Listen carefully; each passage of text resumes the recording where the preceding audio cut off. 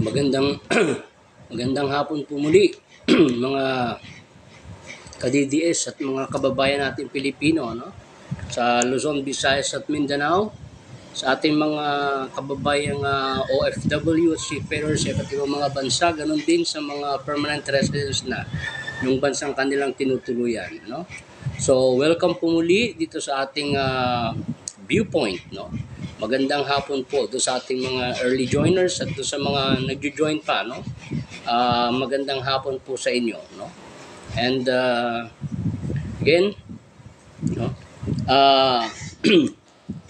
Kanginang umaga na nabanggit nga natin yung patungkol dito sa July 20, no? Itong People's Zona, no? So, babalikan lang po natin sandali, no? Rene, thank you, no, for joining. Welcome to Viewpoint again, no? So again, yung dito po tayo sa People's Zone na to, no? Additional lang po itong sasabihin ko, no? Kasi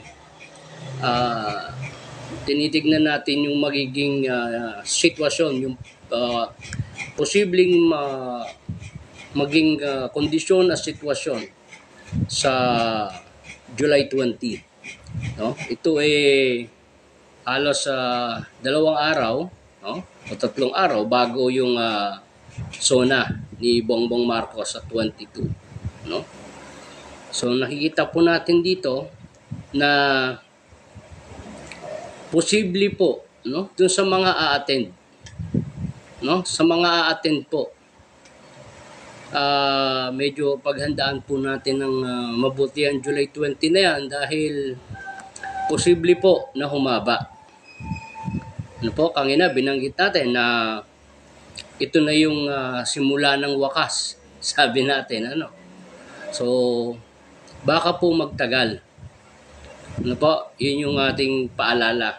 Kaya medyo mag-ready o maghanda ng mabuti, lalo yung mga magsisi-attend, no? Na mga ka-DDS natin, ano? At bakit sabi ko nga, baka magkaroon ng prolongation, no? At ito humaba ng ilang araw. Ano po? Kasi kung matatandaan ninyo, ito nung ano pa lang prayer rally ng Kingdom of Jesus Christ, no? Na kasama ang bayan diyan sa may Liwasang Bonifacio. Yun po ay 1 linggo. Ano po? Rap 9, good afternoon at welcome to Viewpoint, no? And Don Mac, thank you. Good afternoon to you. Welcome to Viewpoint. No? Kung matatandaan po natin, yung rally ng Kingdom of Jesus Christ and SMNI, tumagal po ng 7 araw. Ano po? At ito yung tinatawag nilang Jericho March. Sabi nga nila, no? Ramon Escorza. Yes, good afternoon din sa iyo, sir. Welcome to Viewpoint, no? So kaya pinapaalala natin doon sa mga magsisipag-attend o dadalo doon sa July 20, 2024 na People's Zona, Ako ang Pilipinas, no? Medyo mag-ready na po talaga at paghandaan ninyo dahil baka tumagal po yan. Ano po? Lalo yung mga nasa malayo, no? Paghandaan po ninyo dahil baka tumagal po yan ng ilang araw, no? Hindi natin inaalis yung posibilidad, no? Na baka umabot yan hanggang zona, no? Yun yung ating tinutukoy, ha? Para ito ay pagbibigay lang ng paalala na kailangan nakahanda. Ano po? Dahil ito ay kanya-kanyang gulatan po itong mangyayari na ito, no? Bagamat naka-announce yung rally kung kailan, pero hindi nga alam kung saan. So magkakagulatan po dito, no? At kung sakaling mabuo na po yan, baka nga po tumagal ng ilang araw. So mabuti na nakahanda po yung ating mga dadalo, no? Hindi pa na-declare ang location, Doc. Yes, tama po. Ayan nga po, Ma'am Rene. Binanggit din natin kanina yan. No? Hindi pa dinidisclose yung location at yung oras. Kasi nga, baka magurgor. No? Baka mapigilan na kagad. No? Mapadalhan ng mga addict at drug pusher yung lugar na yan. No? Madidiskaril. O kaya lang, nag-ano nga tayo dun sa mga a-attend, just in case, at matuloy nga yan, mag-ready na kasi baka tumagal. No? O baka nga lagyan ng truck. Kaya nga hindi na muna ina-announce. No? Hindi muna din-disclose kung saan gagawin. Pero yan po ay kabuuhan ng Metro Manila. Ngayon, bagamat yan po ay panawagan para sa mga supporter, para sa NCR, hindi po natin maiaalis na may darating ng mga taga-ibang probinsya. Ano? Hindi po natin maiaalis yan at hindi natin mapipigilan yan. No? Yan pang isa. Kasi kung naka-announce na po lahat yan, mag-aalerto po kasi itong PNP, magkakandak na po yan ng mga checkpoint sa mga main roads, sa mga highway. No? Dami nang nagpa-print ng t-shirt. Yan sabi ni Don Mac, no? So kaya nga ang aantabayanan po natin 'yan. At yun nga iniiwasan yung magkaroon ng harangan na naman kagaya po na nangyari dito sa Bulacan, no? Iyan po yung nangyari po sa Bulacan kasi nagsilbing aral po 'yan, no? Na kung saan dahil naka-announce nga, no? So, talagang gumawa sila ng paraan and on that very day, no? Doon pa lang po sa may Baliwag, kasi yan ang unang bababaan galing ng Metro Manila papuntang Bustos. Wala pong ibang biyahe, maliban kung meron kang sariling sasakyan, no? Pwedeng mag-exit dito sa may Balagtas exit kung may sariling sasakyan, going to Bustos. No? Yan po ay diretso. Makakadiretso po dyan galing doon sa bypass ng Balagtas, no? Bypass, and then merong iskinita na sa left side, pwedeng kumaliwa ang sasakyan.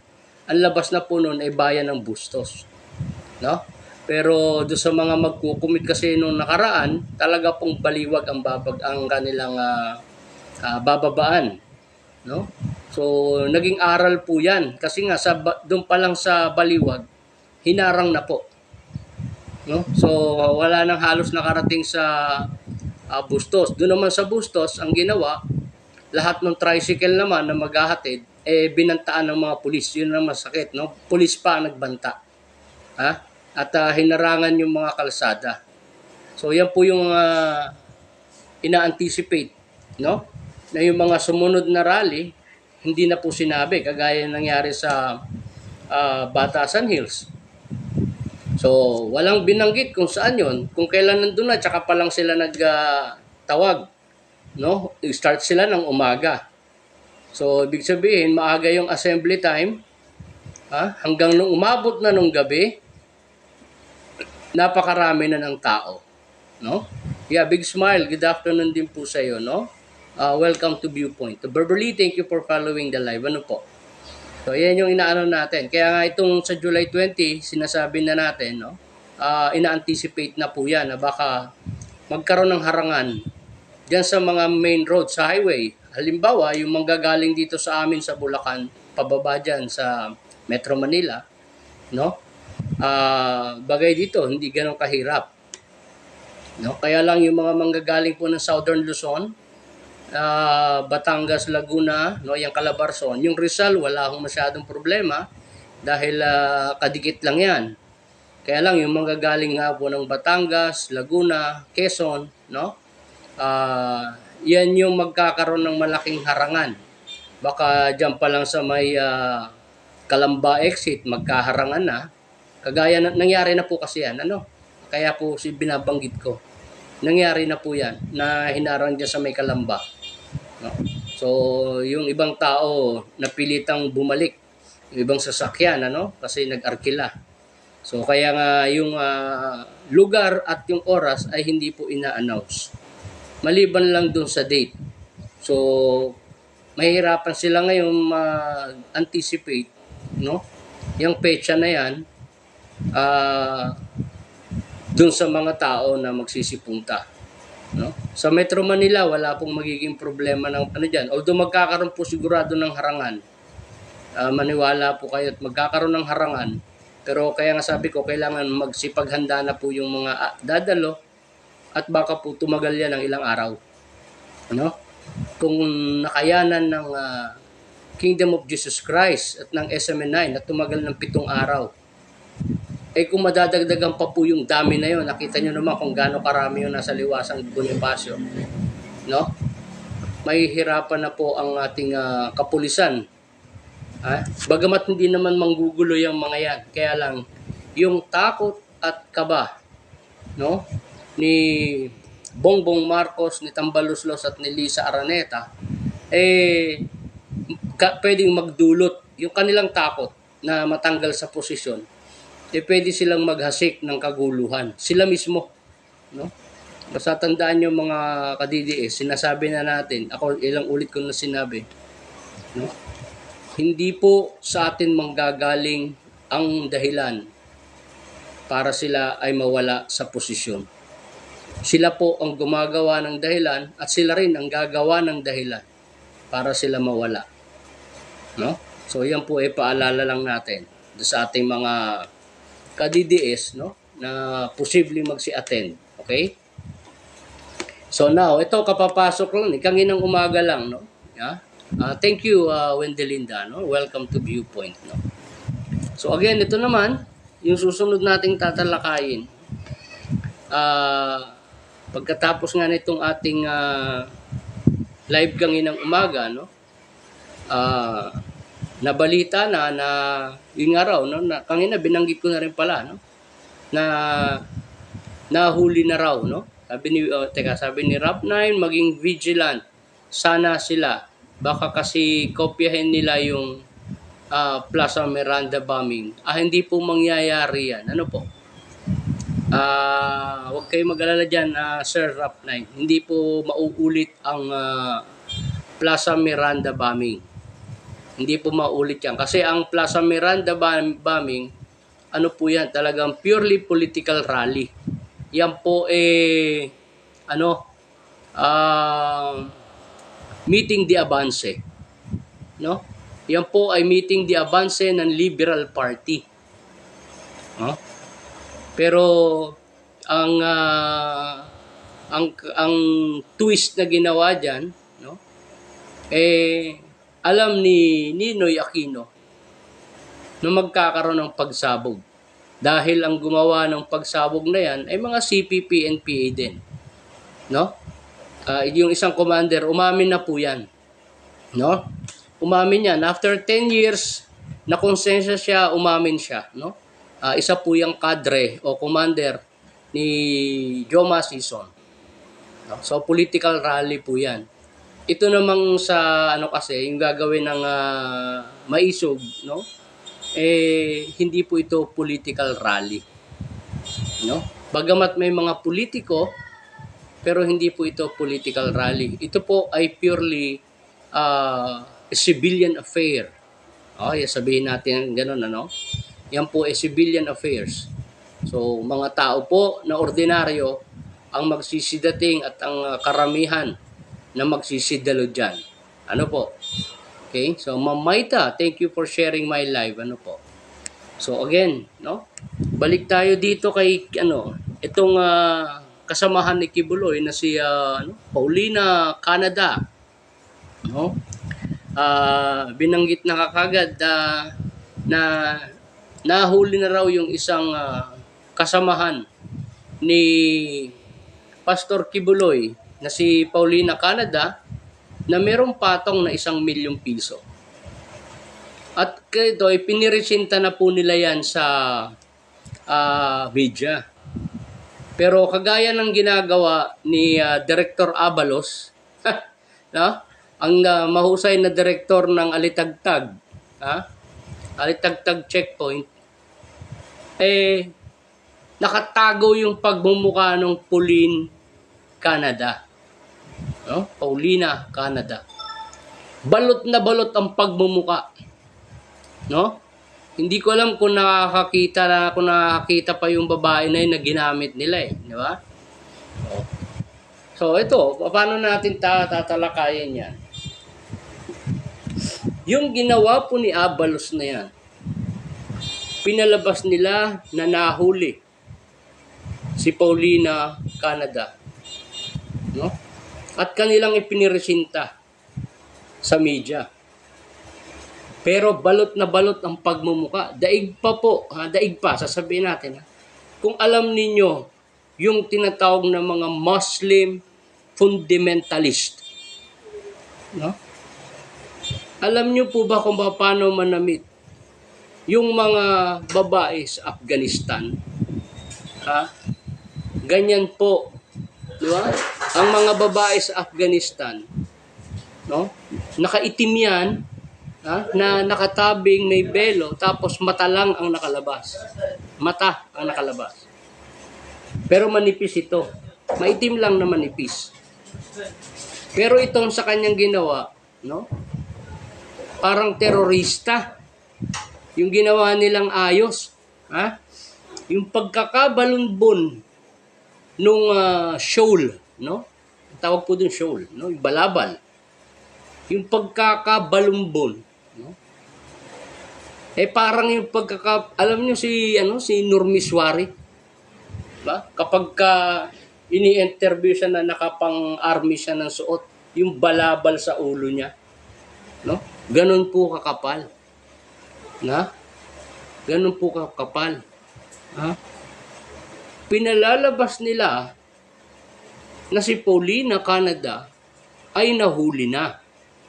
At yun daw ang naging resulta nung pagkakabigay ng reward o patong sa ulo na 1 milyon. Pero ang tanong, bakit hindi niya ipakita yung pagmumuka ng Paulina? So kaya ito po ay isang malaking alitagtag story na naman. No?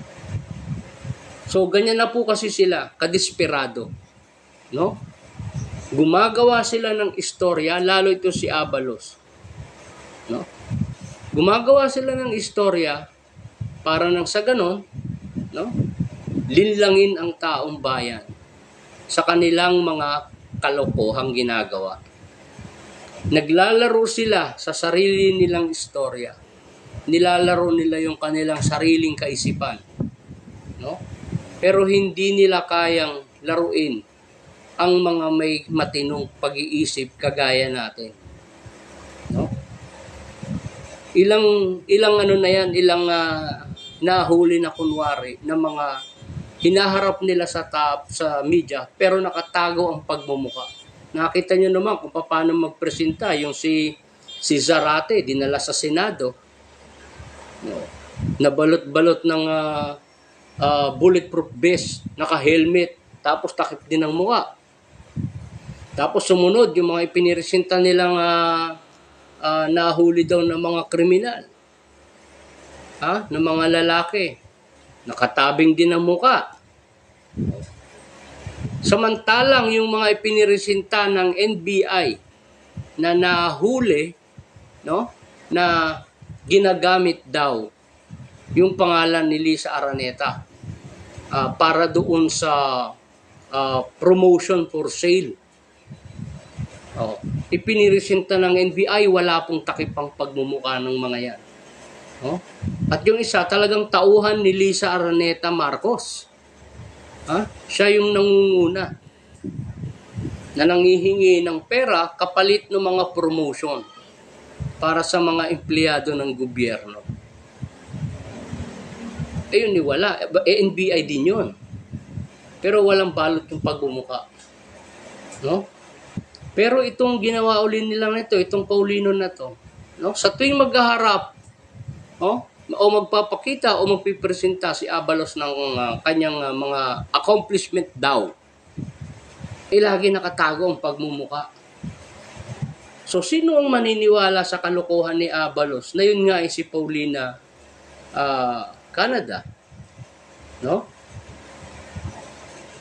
Ngayon, the reason, ito ang twist po mga ka-DDS, no? Ha? Bakit nila ginagawa yun? O bakit yung style ka? Abugago to si si Abalos di ba? No? Bakit niya ginagawa yun? Ganito po yan. Kaya sila gumagawa ng mga tao magpapanggap na nahuli and everything. No? Batang Gala, good afternoon to you, welcome to Viewpoint.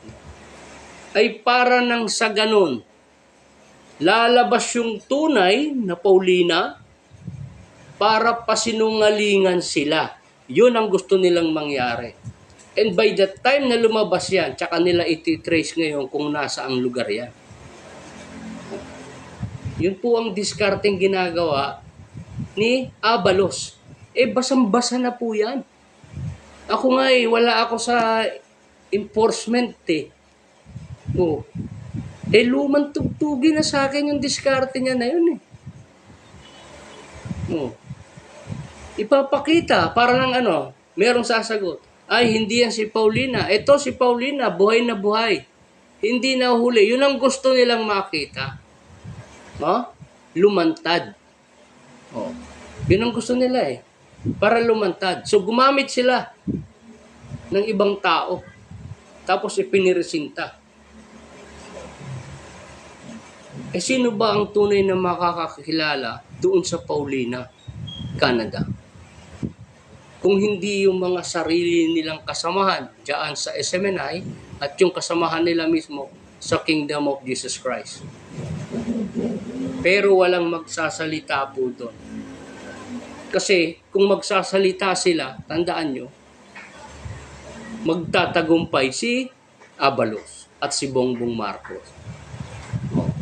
Pero kung wala pong magsasalita, mananahimik sila, pababayaan nila si Abalos. Si Abalos mismo magmumukhang tanga sa ginagawa niyang istorya. Yan po. Yan. Ginagago ni Abalos ang sarili niya. Ginagago ni Abalos yung kanyang mga kasamahan, kasama na si Bongbong Marcos. Ginagago ni Abalos pati yung mga mainstream media na binabayaran nila para maging katulong sa paggawa nitong mga propagandang ginagawa nila ngayon. No? Yes, sila lang ang gumagawa niya. No? Inumpisahan niyan nila kita nila Risa Ontiveros, naglabas ng witness, mga nakatago ang pagmumuka. Kaya nga si Risa Araneta, si Risa Ontiveros, nagsasalita na pati sa TikTok. Minamadali niya yung PNP, gusto niya patayin na. No? Pagkahuli, patayin na kagad ng timano. Sabi niya kasi may mga armadong bodyguard daw sabi niya, Pastor Kibuloy has a heavily armed men na handang magpakamatay at ipagtanggol si Kibuloy, sabi niya. May mga tauhan daw to na heavily armed. Sinong tinutukoy niya? Kaya ako ilang beses ko nang inulit, kung gusto nilang makita si Kibuloy, pasukin nila ang kampo ni Normiswari. Di ba? Pasukin nila si Normiswari. Baka sakaling makita nila doon. At saka si Normiswari mismo, ba't hindi nila hulihin? Si Normiswari, kinonvict na ng korte. Convicted na ng korte. Bakit hindi nila hulihin? At large si Normiswari. Diba? Bakit itong si Kibuloy? Wala itong conviction. At meron pang naka-appeal. Ayaw nilang sundin yung rule of law. No? Ang pagsiserve ng warrant of arrest. No? Kapag wala ng sagabal. Ibig sabihin, klaro, galing sa korte. Kaya lang, meron itong apila. Meron itong motion na isinampa yung abogado ni Pastor Kibuloy, no? Doon sa korte. So dapat yung motion na yan ma-resolve muna. Pero hindi na yan hinintay ni Abalos dahil yan ang utos nila Lisa at ni Risa Antivirus. Huwag nyo nang hintayin yan. At kailangan pang i-resolve yan. Ano yun nyo na, tirahin nyo na. Tapos walila yung mga date. Expired na yun eh. Tapos pinalabas nila, pati ito si Bongbong Marcos na isa pang tanga, palibasa addictus. No? Ang tawag niya na kagad, fugitive. Siya yung fugitive. Si Marcos mismo, fugitive. Fugitive siya mismo. Tinakasan niya yung kanyang kaso sa Amerika. Siya mismo, fugitive. Tinakasan niya yung kaso niya rito sa Pilipinas, yung tax evasion. Ginagamit niya yung kanyang power, ginagamit niya yung kanyang immunity. To evade the law. So siya mismo, fugitive. So meron tayong fugitive president na nag-aakusa sa isang tao na hindi convicted pero tinatawag niya ang fugitive. Siya convicted, dalawa. Convicted dito sa Pilipinas, convicted sa Amerika. Diba? Isipin natin yung mga ka-DDS. Tignan nyo yung ginagawa nitong gobyerno na to. Tapos yung mga drama ni Abalos. No? Akala niya siguro kakagatin ng tao. Sisikat siya. Di ba? Wala, pares lang siya nitong mga nito ng mga LBM. Mga larigadon ito nagsama-sama sila, mga larigadon. Sinong maniniwala sa'yo na yan nga si Paulina Canada? Ayaw mong ipakita yung pagmumuka. Kasi kung convicted yan, o kaya tinatawag nilang fugitive, anong pakialam ngayon yan kung ipakita mo yung mukha? Fugitive yan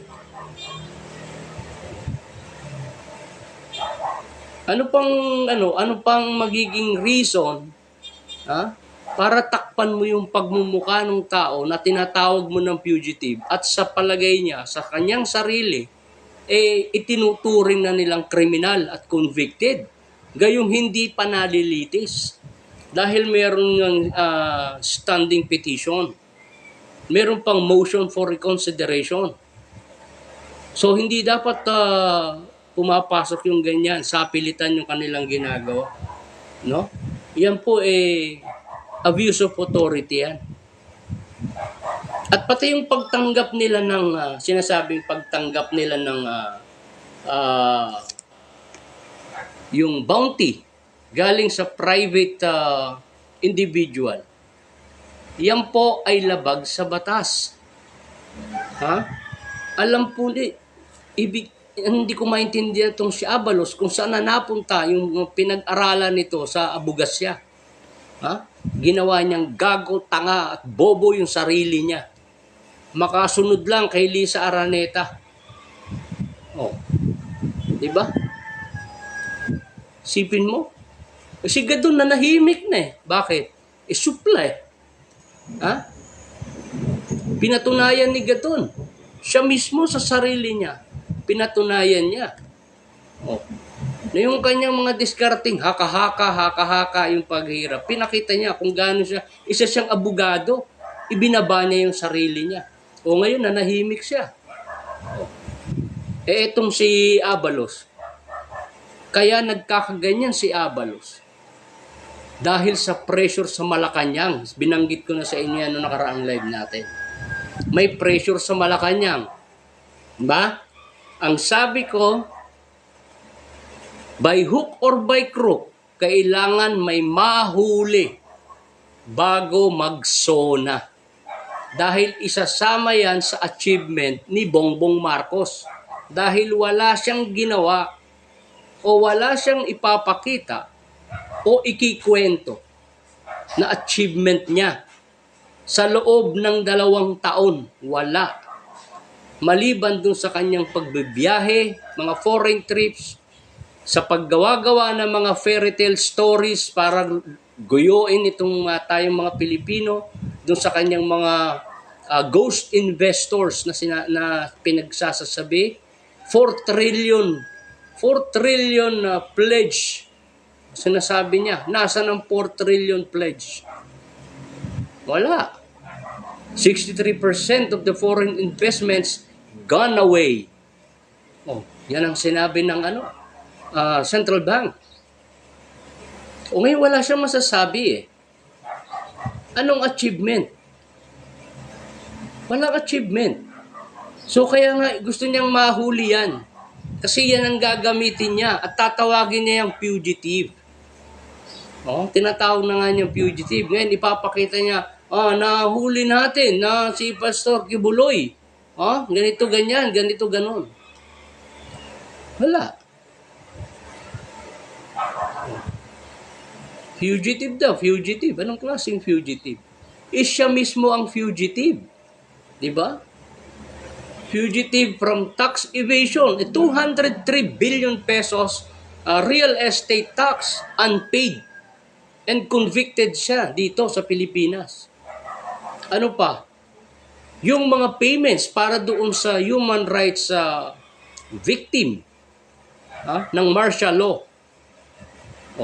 Convicted din siya. Tinakasan niya rin yun sa Amerika.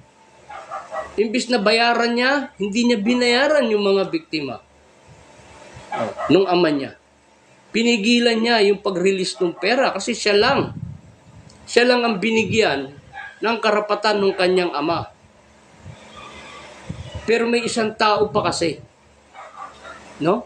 Bukod kay Bongbong, may isang tao pa ho. At yung tao na yan na isang abogado na may hawak din ng rights or authority. Bukod kay Bongbong Marcos, yan po ay nasa Germany. At yan yung kanyang miniting nung nagpunta silang dalawang mag-asawa ng patago sa Germany. Bukod sa nagparehab, miniting niya yung abogado na yan na nasa Germany. Kaya nga na-extend yung kanyang contempt. Sabi ko nga kanina, o kaya nung ilang beses ko na nabanggit sa inyo, na hanggang 2031. Binigyan. And the reason bakit in-extend ng korte yung kanyang kaso is para mabigyan siya ng sapat na panahon para mabayaran itong mga biktima ng kanyang ama during martial law. Pero parang wala siyang ginagawa. Parang wala siyang ginagawa. Sabi ni Tito Dax, hindi daw counted yung sa US for lack of jurisdiction dahil dapat sa Pilipinas sila nilitis, hindi sa US. Dax, ang pera wala sa Pilipinas.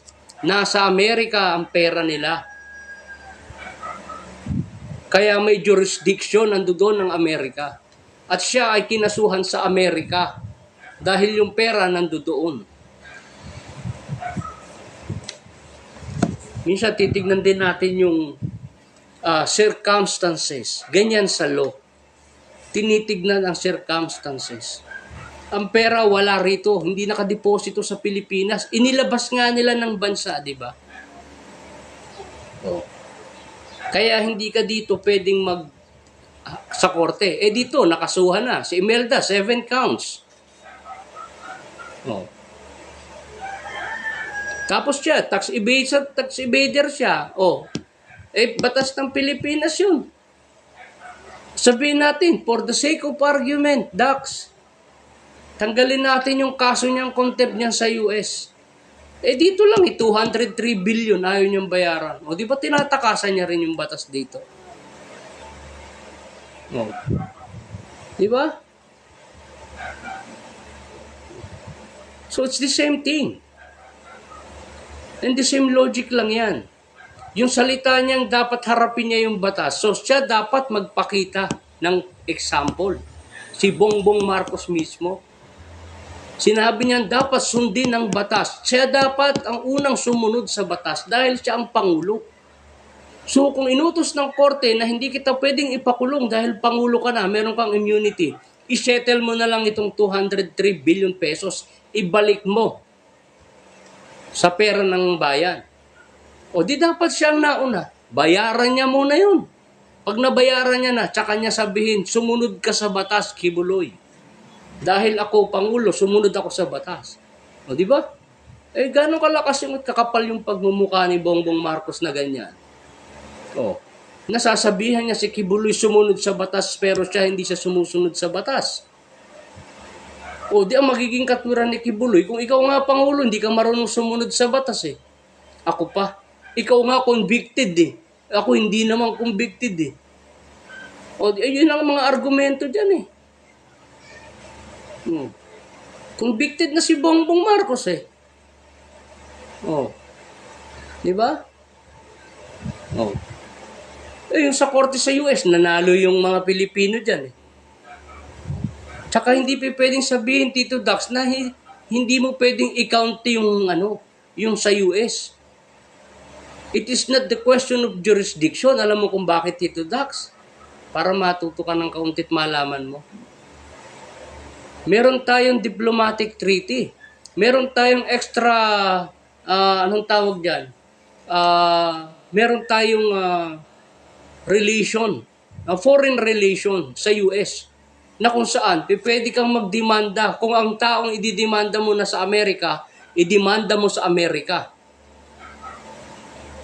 Oh. Yan, meron tayo dyan tinatawag na extradition treaty. Yan ang tawag dyan, Tito Dax, para malaman mo. Meron tayong extradition treaty. Meron din tayong diplomatic relationship with US. Na kung saan, sino mang tao o dito sa Pilipinas na may kaso rito, nagpunta sa Amerika, pwede mo ngayong kasuhan doon sa Amerika dahil nasa Amerika siya. Kaya hindi dahilan yung sinasabi mong hindi count. No? Binigyan lang kita ng benefit of the doubt na sinasabi natin, okay, tanggalin natin yung sa Amerika for the sake of argument. Pero hindi dahilan yan, no? Oh. Anong hindi ni-recognize ng Court of Appeals natin? Ang alin ang hindi ni-recognize? Wala kang ilulusot sa akin, Tito Dax. Dahil yung sinasabi mo, yan yung tinatawag ni Larry Gadon na haka-haka. Paano sasabihin mo hindi na-recognize ang Court of Appeals? Anong kaso ba yan? Oh. Eh kung yung sa tax evasion yan, mas lalong hindi pwede ang papasok sa sinasabi mo. Di ba? Hindi pasok yan, tax evasion. Eh Supreme Court yung nagsabi. Anong gagawin ng Court of Appeals? Supreme Court yung nag-utos eh. Wala nang jurisdiction ng Court of Appeals. Pag Supreme Court na ang naglabas ng desisyon, that is final and executory. Wala na yung Court of Appeals. Ang Court of Appeals, kapag ka lang hanggang dyan lang sa Regional Trial Court, o kaya yung Ombudsman, yan, pwede mong i-apila sa Court of Appeals yan. Oh. At pag kinatigan ng Court of Appeals yan, pwede mo uling i-apila sa Supreme Court na. Ganun ang batas natin, Dax. Oh. Ayun sa US, walang pakialam ang Court of Appeals ng Pilipinas sa kaso nila sa US. Dax, sinasabi ko na sa'yo. Meron tayong extradition treaty at meron tayong diplomatic relationship. Ha? Si Maharlika nga, nasa Amerika, idinimanda nila eh. Oh, idinimanda ni Lisa Araneta Marcos si Maharlika ng libel. Saan niya idinimanda? Doon mismo sa Amerika, sa New York. Ang problema, natalo sila. Bakit? Dahil merong batas doon sa Amerika na wala dito sa Pilipinas. Na doon, protektado yung mga kagaya ko. Nagsasalita ng ganito sa media. Social media, kagaya ni Maharlika. May batas na ganyan. Oh. Kaya lang sa Amerika, bukod yung ganitong yung batas ng Article 3, Section 4, sa Amerika, meron pa silang specific na kapag ang kanyang pinupuna public official, hindi tutugma, hindi pwedeng kasuhan ng basta-basta ng libel. Kaya natalo si Lisa Araneta sa Amerika, Dax. Tapos ito, sasabihin mo, walang ano sa US, may extradition treaty tayo. Walang pakialam ang korte ng Pilipinas sa anumang kasong isinampa doon sa loob ng Amerika. Wala. Wala silang pakialam dyan. Ganon din ang Amerika. Kung meron silang kakasuhan na nandito sa Pilipinas at dito nila sinampahan ng kaso, walang pakialam ang korte ng Amerika na makialam sa korte ng Pilipinas. Why? Because of the sovereignty. Kinikilala ng Amerika ang pagiging isang bansa ng Pilipinas. Ganon din ang Pilipinas sa Amerika. Kaya hindi pwedeng makialam at walang jurisdiction ng Court of Appeals ng Pilipinas o kahit ang Supreme Court dito sa Amerika, wala. Kaya nga yung ICC hindi makapasok-pasok, hindi makapag-serve ng kung anong gusto nilang i-serve. Yan lang kayo lang mga LBM na may gusto sigaw kayo na sigaw ICC. Sinasabayan yung si Trillanes. Alam nyo si Trillanes ay isang ulol na aso yan. No? Parang ulol na aso yan si Trillanes. Kailan pa ba niya inumpisa niyang ICC? Panahon pa ni Digong Ilang taon na yan? 6. Tapos ngayon, 2. 8 taon na. Ngumangaw-ngaw pa siya sa ICC. Anong sabi niya? By June, huhulihin si Digong. According to his, intelligence. Tira mo, ano nangyari? Sa intelligence ni Trillanes, wala na, bobo rin. Yung intelligence ni Trillanes, naging tanga rin. July na Di ba? Si sweldo na nga itong 1530. Si sweldo na nga 1530, di ba? Mas bobo ka, Dax. Hindi mo ko maribat dyan. Huwag mong pairalin yung kabubuhan mo sa akin, Dax. Wala. Iba kung ano, hindi ko lang kung ano yan, Dax sa'yo. Pero yung utak mo, hindi Dax yan. Pwedeng maging Dax, D-U-C-K-S. Yun, Dax. Pero argumentahin mo ko sa batas, marami ka pang kakainin, Tito Dax. Marami ka pang kakainin. Wala ka pang karanasan sa korte. Tandaan mo yan, sinabi mo. Ay, sinabi ko sa'yo. Alamin mo muna. Hindi ako abogado. Pero yung basic rights ng tao at yung rule of law, pinagdaanan ko na yan. Taong gobyerno nga, kinalaban namin Ilang beses kaming nanalo dyan. Si Drilon nga tinalo namin. Si Enrile nga, tinalo rin namin Pagdating sa karapatang pantao, tandaan mo yan, Dax, mahihirapan ang sinumang magaling na tao. Kaya nga yung mga NPA, bakit nananalo sa korte natin? Ang kalaban ni gobyerno. Dahil ang pinag-uusapan, karapatang pantao. Nakasulat na yan sa batas Di ba? Ito, sabi ni Alvarez, hambog ka. Anong pinaghambog ko? Anong pinagyabang ko? Kayo mga bobo, kayo mayayabang, hambog. Nagpapakita kayo ng katangahan dito, akala nyo magaling na kayo. Ngayon, binabara ko kayo, binabalagbag ko kayo. Ano sasabihin nyo? Hambog. Bobo kayo talaga Di ba? Mga wala kayong alam, nagmamarunong kayo. Alvarez. Ang tanga mo. Alvarez, ano ba? Alvarez, ano yan? Alvarez Sr., Glenn Anthony, ang tanga mo. Malas ng anak mo, ikaw ang naging ama. Malas. Malas ng ama mo, ay ng anak mo, pamilya mo. Kung may anak ka, malas ng anak mo, Glenn. Sipin mo magkaroon sila ng bobo at tangang tatay. Nagmamayabang. Wala. tumuma ka na lang. Baka mas magaling ka pa sa tropa mo kapag ka nakainom ka na. Ha? O yan ang tandaan nyo. Si Bongbong Marcos, magsasalita siya ng sumunod sa batas. Siya mismo hindi marunong sumunod sa batas. Ha? Tapos sasabihin niyo hindi kinikilala ng Court of Appeal sa Pilipinas. Talagang paano kikilalanin yan? Wala nga jurisdiction yung Court of Appeal sa Pilipinas. Hindi ba naman kayo sandambukal ng mga engot? Di ba?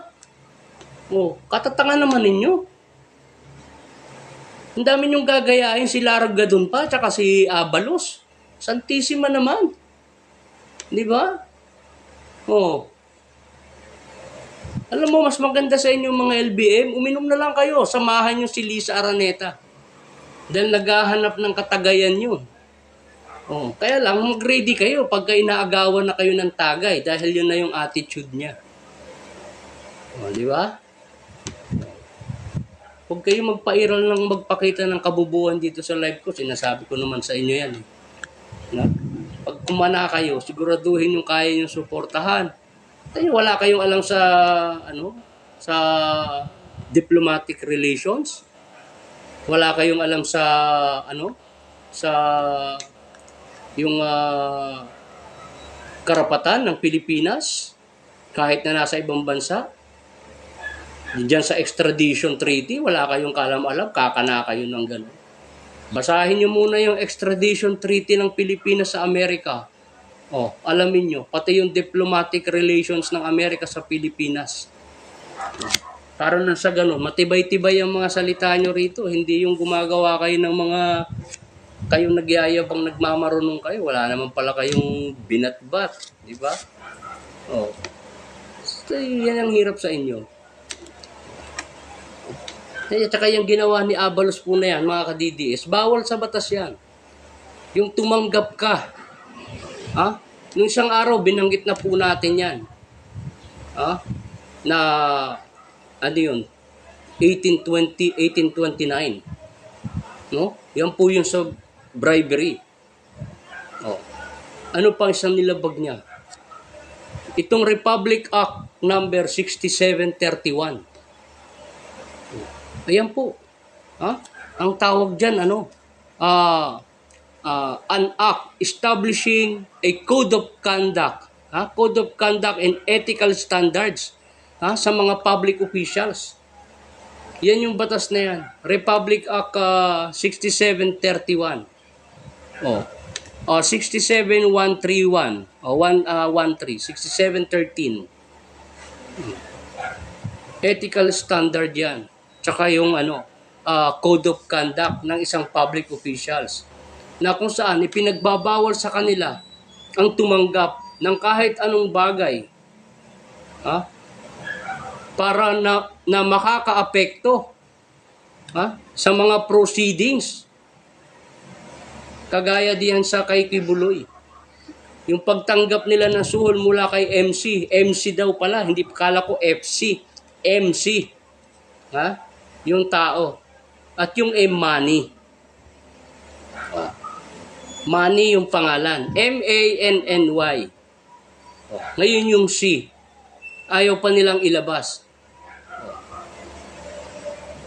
Itong MC pala na to, ito ang nagpapatakbo ng PNP.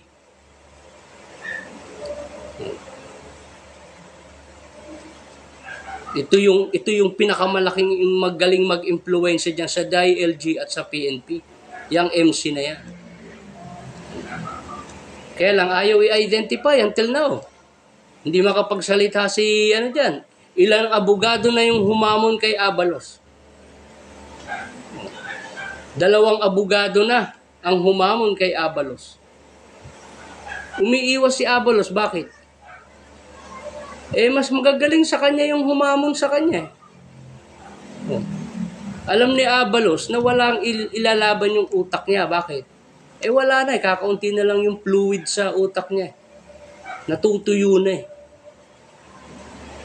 Masyado nang mababa yung kanyang cerebrospinal fluid.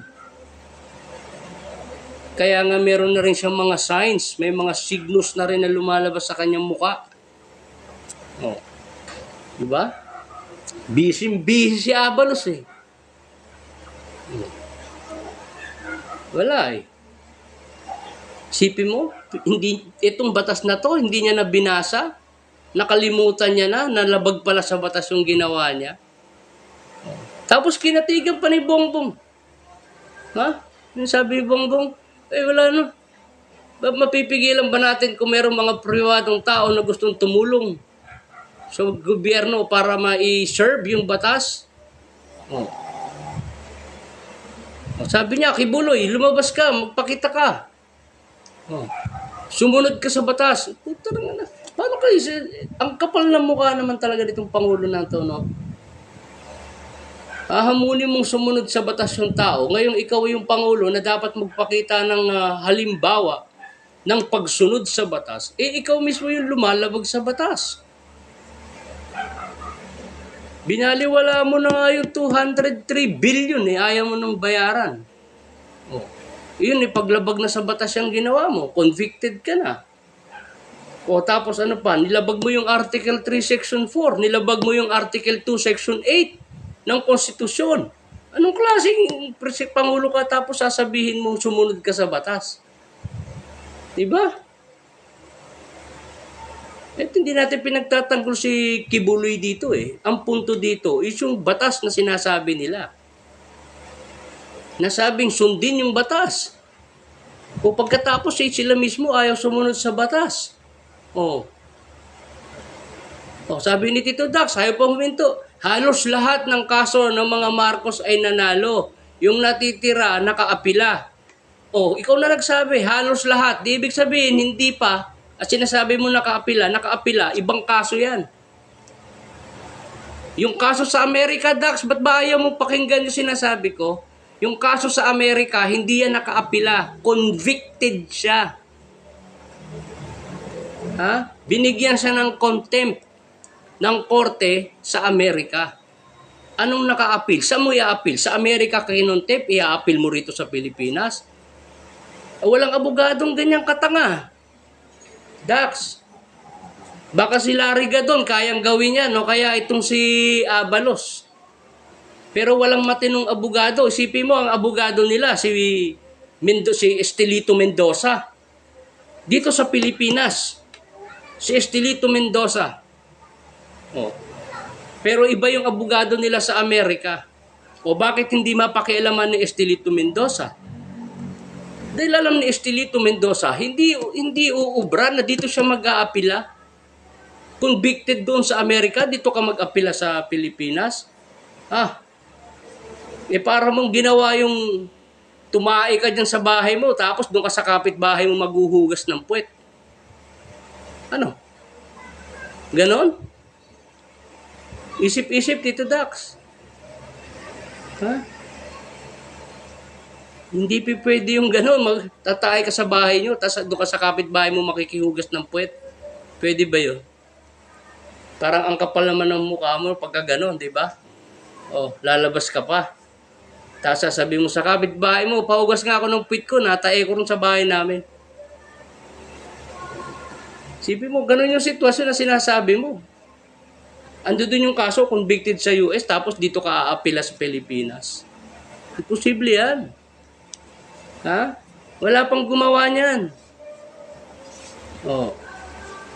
Kahit magtulong-tulong kayong mga LBM sa ganyan, kausapin nyo si Larry Gadon, tsaka to si Abalos.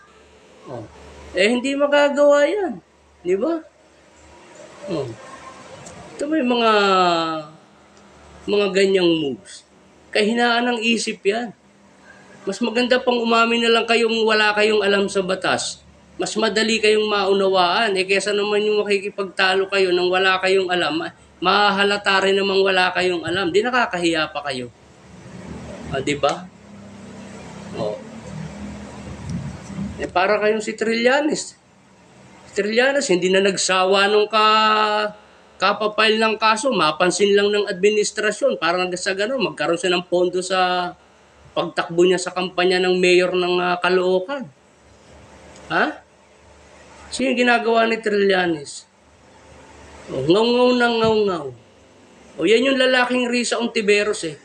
Si Risa Ontiveros naman, yan naman yung babaeng Trillanes. Oh.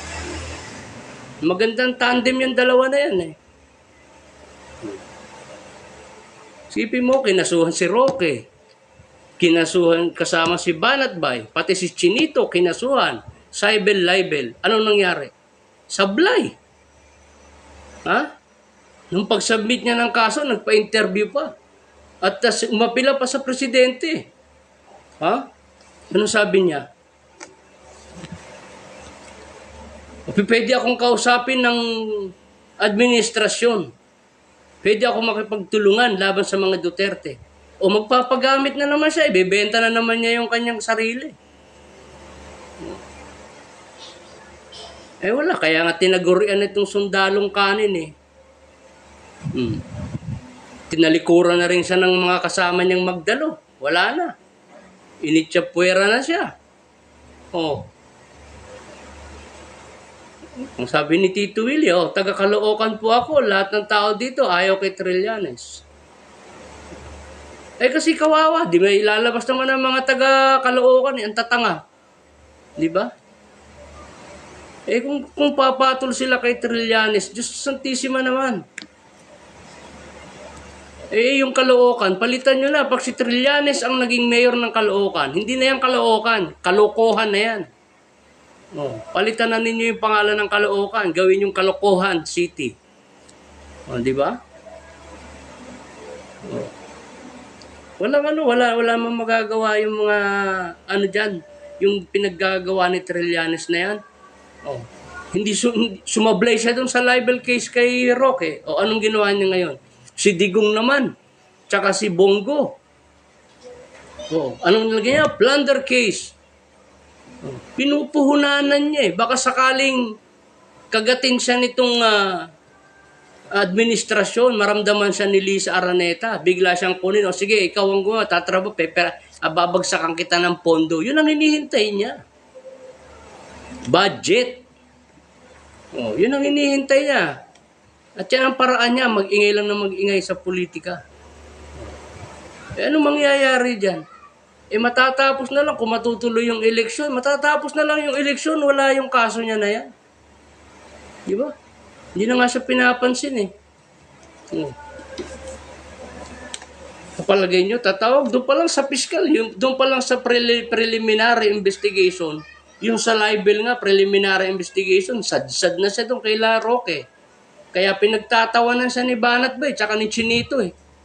Kung isipin si Chinito, parang ako lang yan. Kinasuhan niya. Ano nga nangyari sa kanya? Sinisiraan daw siya. Kailan pa naging paninira yung pagsasabi ng totoo? Di wala. Kaya nga kinatigan sila ng piskal. Preliminary investigation, sad na yung kaso niya. Maliwanag naman. Si Enrile mismo ang nagsabi na yung kanyang act na yan na ginawa sa China, nas 16 na beses siyang nagpunta sa China, backdoor, binaliwala niya yung ambassador ng Pilipinas sa China at siya nakipag-usap ng sarili, nakipag-deal at after nung deal nila, nawala sa Pilipinas ang Scarborough Shoal. After, nawala. Ngayon, ano ang libel doon? Dapat nga nakasuhan siya ng treason. Kaya lang sinalo siya ni Pinoy. Saan sila kumita? Yung quarry. Yung ipinantambak na lupa dyan sa Scarborough Shoal na ginawang island ng China. Ginawang military installation. Saan kinuha yung lupang pantambak? Diyan sa may Sambales mismo. Kung sinong kumita dyan?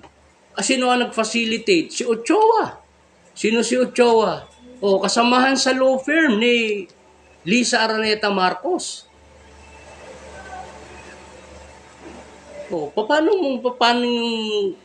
Paano mananalo yung sa Trillanes sa mga ganong klase ng circumstances? Wala, di ba? Kung sabi ni Sir Ferds, Sani, puro yabang, sundalong kanin, Trillanes deport. Di ba? Kay Truth Hurts, pabagsak na ekonomiya, okay pa rin sa mga loyalist, mga tanga. Kaya nga eh. Di ba? Sipin nyo, ngayon kakasuhan si Digong, kakasuhan si Bongo. Wala. Propaganda na lang yan ni Trillanes.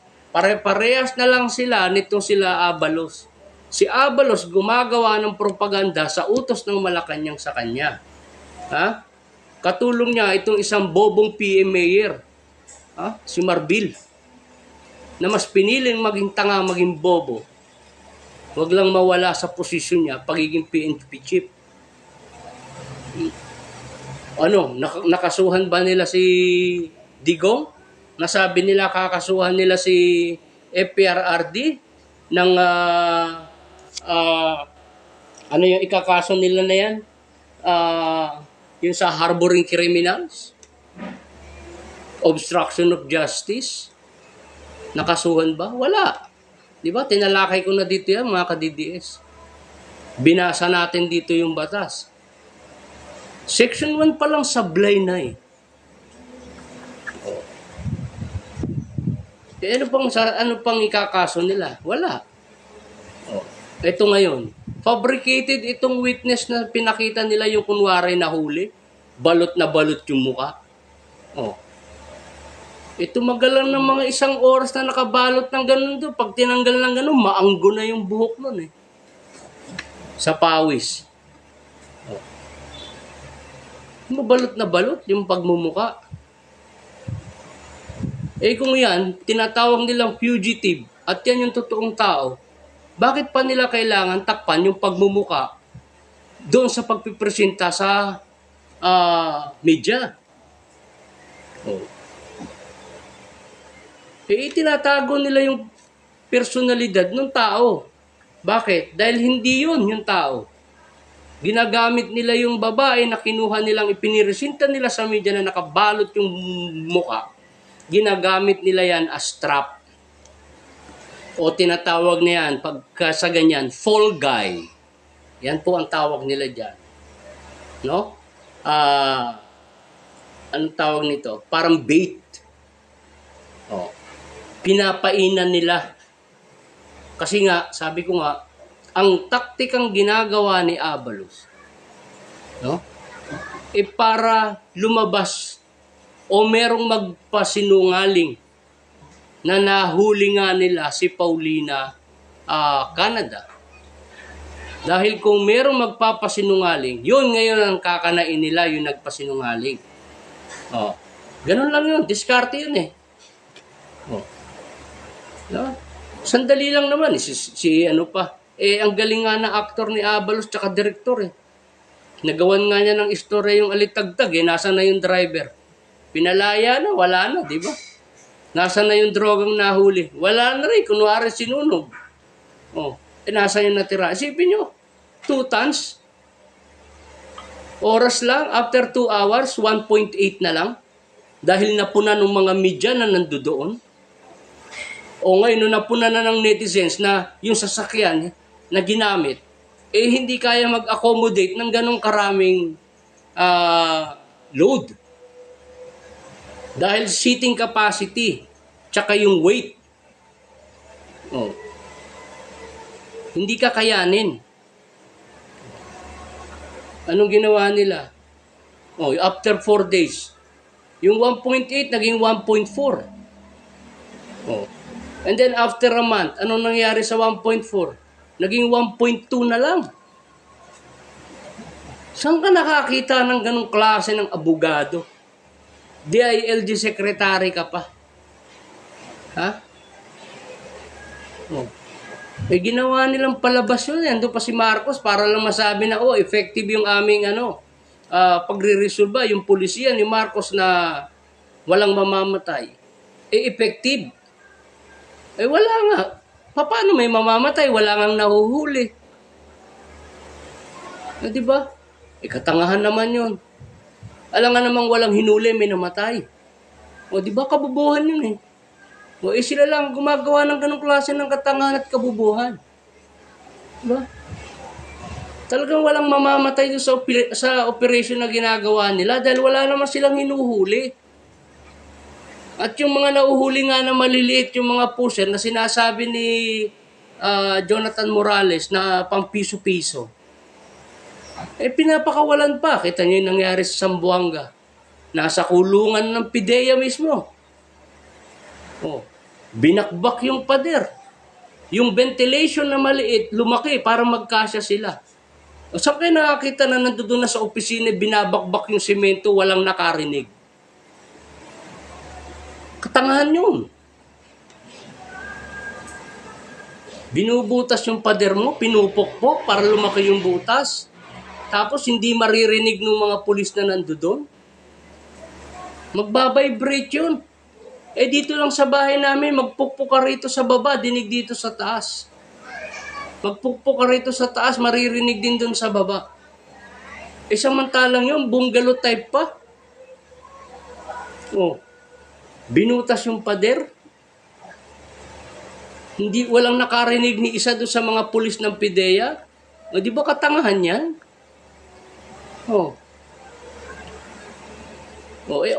Nangyayari yan dito lang. Kay Bongbong Marcos lang.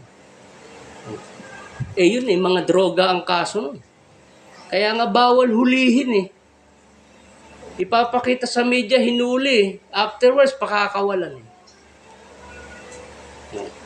siyempre, mas importante yung negosyo Di ba? Kapag hinuli mo yung pusher, walang magtutulak. Pag hinuli mo yung user, walang gagamit. Ano mangyayari sa drug lord? Lugi negosyo. Pag nalugi negosyo, lagot ako kay Pangulo. Bakit? Walang remittance Papayag ba si Abalos ng walang remittance? Papayag ba si Marbil ng walang remittance? Di ba napaghuhuli yun? Tapos pakakawalan. Dito sa amin, ganyan din. Zamboanga, 7. Dito sa amin, 8. Ang ginamit pa, lagaring bakal. Yung pang malaking tanong, biro mo lagaring bakal? Nasa police station ka, yung dalaw, alam natin na kapag ganyan may nakakulong, papasok may dadalaw, ini-inspection lahat ng dala. Paano nakalusot yung bakal? Buo pa! Lagaring bakal, buo. Paano nakalusot? Nasa istasyon ka na ng pulis. Tapos ano pa? 4 na bara, 4 na bakal yung binutas, yung inalis. Kasi yun ang pinakarehas ng bintana. Ventilation bintana. Sipin mo 4 na bakal na gano'n. Na halos tigi 1 pie ang haba. Ang kapal nasa 16. Ang kapal ng bakal, yung corrugated bar. 16 mm. Di ang kapal nun. Maglalagari ka ng bakal, wala rin makakarinig. Di ba? Tapos yung pagputol ng bakal, eksakto, putol sa ilalim, putol dun sa ibabaw. As in. Walang nakarinig. Diba? Anong klaseng gobyerno to meron tayo? Wala na There is no rule of law. Wala nang rule of law ngayon dito sa Pilipinas. Dahil mismo yung dapat magpatupad ng batas, sila yung lumalabag sa batas. Yung mga dapat na gumawa o magbigay ng katahimikan at kapayapaan sa mga komunidad, sila yung nanggugulo. Tignan nyo yung ginawa sa Davao. Diba? Nakailang palit na ng hepe ng pulis dyan. Putis, hindi na malaman ito nila Marbil tsaka ni Abalos kung anong gagawin sa Davao. Hilong-hilo na yung ulo ng dalawa sa kasusunod kay Lisa Araneta Marcos at kay Bongbong Marcos. Kulang na lang, matai yung dalawa na yun Hindi na nila alam kung anong gagawin sa Davao Oh, basta importante, maging magulo ang Davao. Eh, bakit hindi na lang nila dali yung mga preso, pakawalan nila doon. Pakawalan nila sa loob ng Davao. Tapos sabihan nila, manggulo kayo dyan. Oh, di ba? Manggulo kayo dyan. Oh, gusto ng Pangulo, maging magulo ang Davao. Oh, di guluhin nyo. Ganun lang kasimple. Di ba? Eh, ba't kailangan pa magpalit-palit ng mga pulis? O kailangan kasi yung pulis na ilalagay nila, yung hepe, ha? Hindi yung susunod sa kanila na hindi manghuhuli ng kriminal. Hindi mamamaril ng kriminal. Di baling mamatay ang pulis. Huwag lang yung kriminal. Oh. Yeah, ganyan ang ginagawa. Isipin nyo, ngayon lang ako nakakita. First time in history in the Philippines. Ito puro pang Guinness Book of World Record yung ginagawa nitong presidente natin na to. Ha? Pang Guinness yan yung ginawa sa Davao. Nag-install ka ng hepe. After 2 days, pinalitan mo. Naglagay ka ng bago. After 4 hours and 30 minutes, tinanggal mo, pinalitan mo uli. And after 1 hour, tinanggal mo uli, pinalitan mo uli. Ba, pang Guinness Book of World Record yan. Di ba? Oh. Baka binigay pa kay Warden yung pinutol nilang bakal, Dok. Oh, pinirsinta nga dito, pinakita nung nasa video eh. Oh. Yung mga bakal na pinutol na nilagari. Pati yung lagari. Kaya nga ako nagtaka. Pero may isang buo yung lagari. Eh, di ba? Ganun kahaba yun, no? Yung lagari. Oh. Alam niyo naman kung gaano kahaba yung lagaring bakal. Saan lumusot yun? Paano nakalusot yun doon sa mga nag-i-inspection? Na yung nag-i-inspection ay BJMP. O, tsaka may pulis din. Paano nakalusot sa kanila yun? Yung droga nga na inilalagay sa ari ng babae, hindi nakakalusot eh. O, dahil gustong-gusto ng pulis yun, bubukalkalin nila ng ganun yung ari ng babae. Kaya hindi nakakalusot. O, yung iba nasa puwit, hindi rin nakakalusot. Pero ito, bakal. Lagaring bakal. Ano eh, sinaksak sa puwet? Puta na. Ikagaling naman nung naglusot noon. Kung sa puwet isinaksak yung bakal na yon, ipinasok sa loob ng puwet niya. At kung sa ari naman din idadaan yun, aba, ay mas kagimbal-gimbal yun. Oh. Dahil 3 inches lang yung pagitan yan eh. Magmula sa labas ng ari hanggang doon sa loob ng ari sa matris eh. 3 inches lang yan eh. O gaano ba kahaba yung lagaring bakal? Isa nisusuot yun. Di ba? O nag-magic, nilunok muna ng gano'n. Sa lalamunan. Pagdating, tsaka hinilang gano'n. Magic nga eh, magic. Tsaka hinila nilabas. Puro kababalagan itong pinaggagawa ngayon eh. Nangyayaring pagtakas nitong mga nauhuli na may kinalaman sa droga. No? Eh masyadong parang pelikulang dating eh. Babakbakin mo yung pader, walang makakarinig. Nilalagari mo yung bakal, walang nakakarinig. Aba, eh may problema na ang mga pulis natin. Mga bingi na. Diba? O baka bangag na rin yung mga pulis. O kaya lasing. Kaya ganun. Di ba? O sabi, high-tech na kasi, Dok. Baka dineliver ng drones. Sabi ni Big Smile, di ba? O, nagawa nilang magwaldas habang parami mga pamilyang nagugutom. O, sabi naman ni Truth Hurts, yes. Yan pa isang problema natin. No? O. Eh, tingnan nyo naman.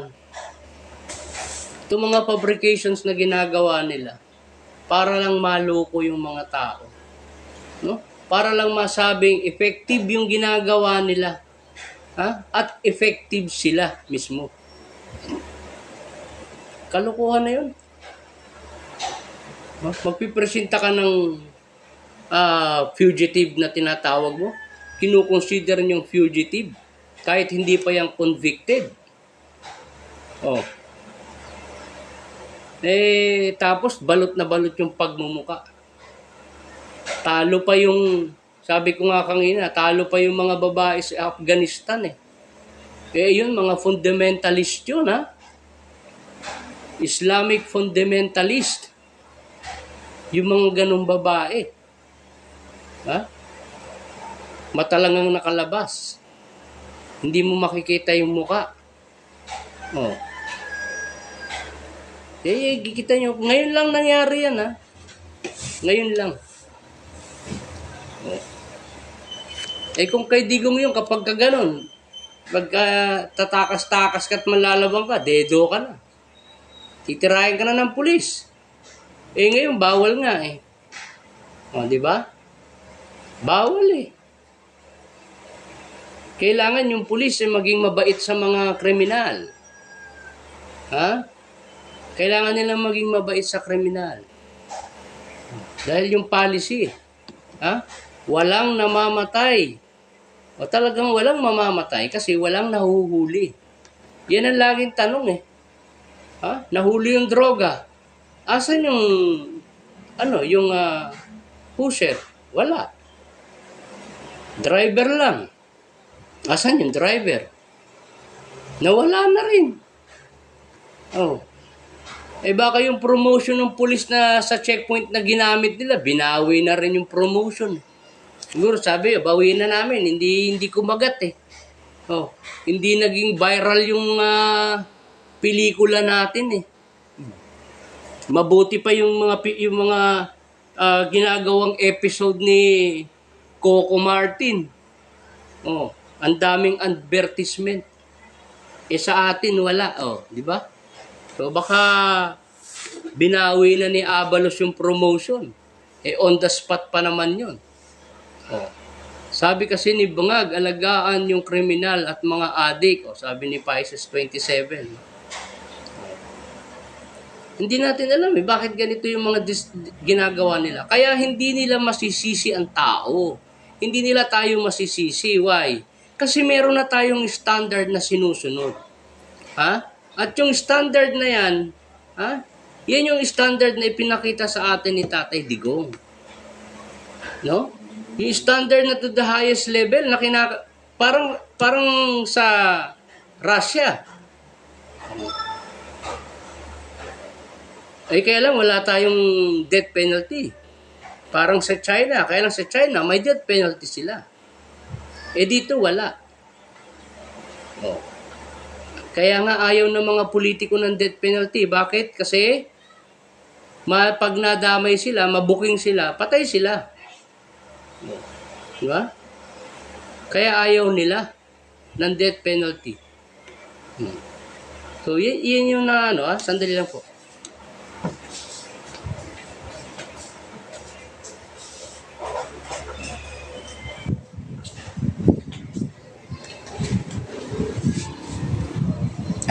Sorry for waiting.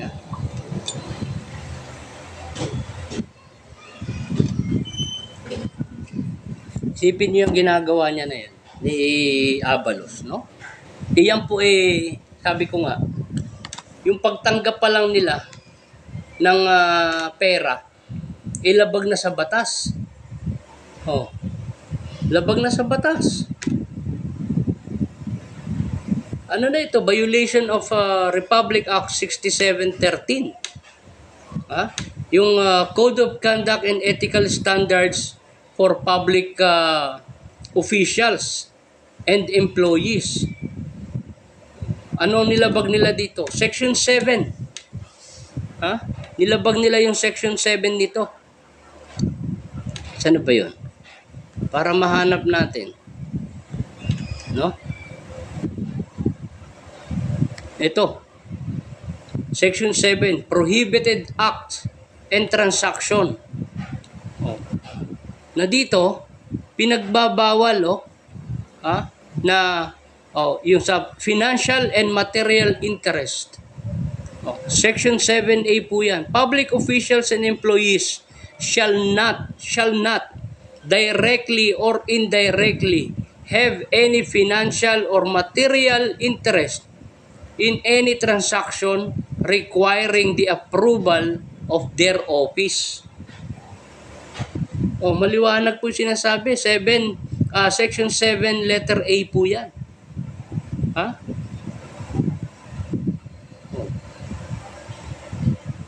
Public officials and any employee shall not,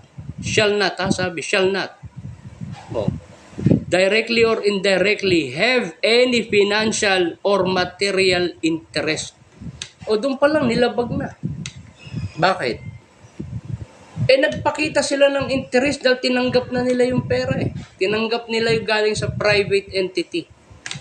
O, edi bawal na yun. Diba? Isipin nyo, abogado yan si Abalos. Hindi niya alam itong batas na to. Diba? Anong klaseng abogado si Abalos? Wala na, nasira na yung pagiging abogado niya. Kasusunod ng kasusunod sa luho ng mag-asawa sa Malacanang eh. Oh. Diba? Sabi ni Truth Hurts. O, sabi ni, sino to? Si Mang Lando at iba pa.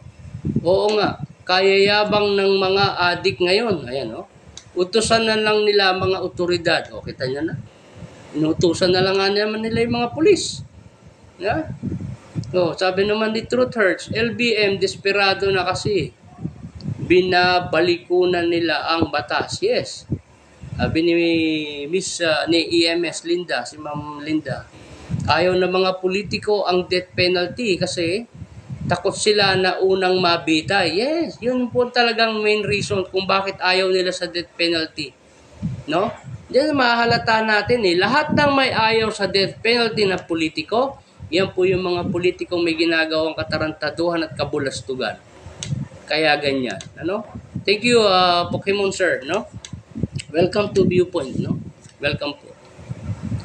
Diba? Pwedeng kasuhan si Abalos. Ngiwi sarap sarap pag-untugin. Mga nguso ni Abalos at BBM, ngiwi-ngiwi. Sabi ni Ma'am Pisces 27. Actually, talagang marami hong gustong magkaso. Kaya lang, kagaya ng ginawa ni Biden sa Amerika. Ang style na ginawa ni Marcos sa Pilipinas, kagaya nung ginawa ni Biden. No? Ang tawag ng mga kongresista dyan, yung opposition, yung tong Republican, no? Sabi nga, no? They weaponized. The Biden administration weaponized all the primary and basic institutions. Kasama po dyan ang justice. No? Yung justice system nila na bago. Why? Because of the money. Pera. No? Ginamit ni Biden ang pera para maging weapons dito sa mga ahensya ng gobyerno sa Amerika. And the same thing, no? The same thing is happening here in the Philippines. Na-weaponize na ng pera itong ating mga ahensya ng gobyerno. Kaya nga wala na yung rule of law. Ang tawag na nga nung isang, kalimutan ko kung ano yun, na isang Christian na babae, no? Na itong gobyerno na ito is a lawless government. Lawless government, no? Si Colonel Butil, kapalit ni Colonel Patay, nirelieve, kita mo, nirelieve na rin pala. Kailan yan na Sir Pokemon? Ano ko lang po kanina mga ka-DDS, di ba? Si Patay, inilagay 4 hours and 38 minutes, inalis, pinalitan. Pinalitan din pala yung pinalit, ipinalitan uli. Power tripping itong ating PNP na to. Power tripping. No? Ibang klase ito. Ibang klase yung ginagawa nila ngayon. No? Sabi ni Garfield 1972, mag-ipon-ipon na po sana ang mga ka-DDS para matanggal na yung dapat matanggal. Oo. Madam Garfield 1972. Meron po tayong meron pong People's Zona sa July 20. Diyan po sa Metro Manila, pero wala pa pong venue. Hindi pa po sinasasabi kung anong venue. Thank you so much, Ma'am Garfield. Hindi pa po ina-announce kung saan kasi baka magurgur, baka maharangan uli ng mga dump trucks, tsaka mga 10-wheeler truck, trailer trucks, no? O ganyan. O kaya baka padala ng sandamukal ng mga drug addicts yan para pumatay. So kaya hindi pa po ina-announce yung location tsaka yung oras. Ano po? Pero meron na po. Yan po yung sinasabi ko na simula ng wakas. No? At pinagre-ready natin yung mga a-attend dyan kasi napakalaki ng posibilidad na tumagal po yan ng ilang araw. No? Sige, yan ang nararamdaman po natin. Ano? Kasi nangyari na po yan eh. Kumbaga, tinitignan lang natin yan sa mga sitwasyon as ikinukumpara natin sa mga pangyayari ng nakaraan. No? Ano-ano yung mga similarity, ano-ano yung mga signs na nakikita ko na nangyari na nung nakaraan na nakikita natin ngayon. Kaya po yung aking mga sinasabi dito, yan po yung aking basis. Ano po? Sabi ni Truthers, alam ko dadami din matauhan habang tumatagal. Puro kapalpakan ang pamumuno. Actually, marami na po. Ito na lang mga LBM tsaka alimuum ng lipunan ang ayaw pang bumitiw. Kakaunti na lang po yan. Kakaunti na lang po yan. Ha? Bago lang sinabi sa akin, Doc, ng pinsan ko nasa Davao City. Kita nyo na. Kapapalit lang. Kahapon lang po yan eh. Kahapon lang pinalitan si Patay. Pinaupo si Patay kahapon. After 4 hours and 30 minutes, pinalitan siya. Ngayon ito, pinalitan na naman pala uli yung ipinalit sa kanya. Kahapon lang yan ha. Diba? Power tripping na tong ginagawa na to eh. Diba? Wala na. Sabi ni Tito Dax, ano daw masasabi? Anong masasabi ko sa sinabi ni Sarah na designated survivor siya? Sinagot ko na po kanina yan. Kaninang umaga. Yan ang topic. Ang haba ng salita ko dyan. Ang haba ng paliwanag ko dyan. Meron niyang layman's explanation. At meron pa yung political explanation. No? Ginamitan ko pa po ng batas yan. Ha? Nasagot na pa yan kanina, Tito Dax. Sorry ha. Garfield, thank you again ha. So yun, makikita natin. No? Sabi, Little Marshalo na po ngayon. Sabi ni, Kakasimo. Kala ko kakasinghot eh. Kakasimo pala eh, no? Pinagtripan nila sir ang PNP. Kaya nga eh. Nagpa-power tripping. Nasa tama ng usok siguro ang mga isip. Nagpa-power tripping kasi nalaman nila siguro, may nagsabi si Patay, malapit yan sa Duterte. Pinalitan. Ngayon ay malapit pa rin sa Duterte, pinalitan na naman. No? Siguro hindi na nila alam bakit hindi sila kumuha sa Iwahig. No? Kaso ng Iwahig pala, nasa Davao din pala yan eh, no? Davao Penal Colony yan eh, no? Yung Iwahig, di ba? Makikita natin kung paano. Kaya dito sa Metro Manila, kumuha sila. Dalhin nila sa Davao.